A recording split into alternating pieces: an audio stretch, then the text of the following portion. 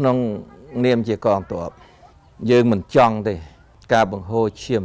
ការប្រយុទ្ធគ្នាវាតែងតែមានការស្លាប់រស់ទាំងសងខាងហើយក៏ប៉ុន្តែ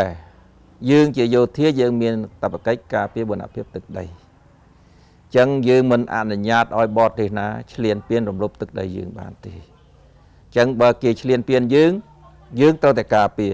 គេបាញ់យើងត្រូវតែបាញ់គេឡើងវិញដូចខ្ញុំនិយាយខាងដើមអញ្ចឹងឆ្នាំ2011នេះមានការប៉ះទង្គិចគ្នាដោយអាវុធអញ្ចឹងផ្ទុះអាវុធ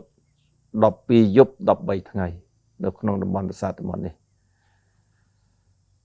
អញ្ចឹងក្រោយពីយើងប៉ះគ្នាដោយអាវុធហើយក៏យើងមានការចរចាមានការជួបគ្នាយើងក៏រក្សាភាពដើមវិញការនោះការផ្ទុះអាវុធគឺផ្ទុះហើយខាងមុខនេះគឺយើងបានប្រយុទ្ធគ្នាក្តៅកគុកស៊ីសាច់ហត់ឈាមគ្នាហ្មងហើយប្រយុទ្ធទៅបានថ្នាក់លើហ្នឹងក៏ណែនាំថាសៀមគេបានសុំនិយាយគ្នាជាមួយនឹងថ្នាក់លើនៅភ្នំពេញអញ្ចឹងខ្ញុំបានទទួលទូរស័ព្ទមកហើយជំហានទី2បាន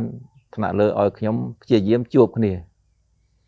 នឹងមិនមែនធម្មតាទេលោកប្អូនពេលដែលខ្ញុំឡើងទៅជួបគ្នានឹងបាញ់គ្នាហុយពងជួបគ្នាខ្ញុំឡើងទៅដោយលោកប្អូននិយាយមិញហ្នឹងថាឡើងទៅអាវុធ sniper វា10ដើមមកភ្ជុងខ្ញុំមួយខ្ញុំពិនិត្យឃើញសភាពការ2016មកឥឡូវខ្ញុំគិតថាมันមានខុសអីគ្នាទេវានៅតែប្រហាក់ប្រហែលគ្នាទេគំនិតរបស់គេគិតអ្វីមកពីមុនគេនៅតែគិតដដែលគេមិនបោះបង់ទេ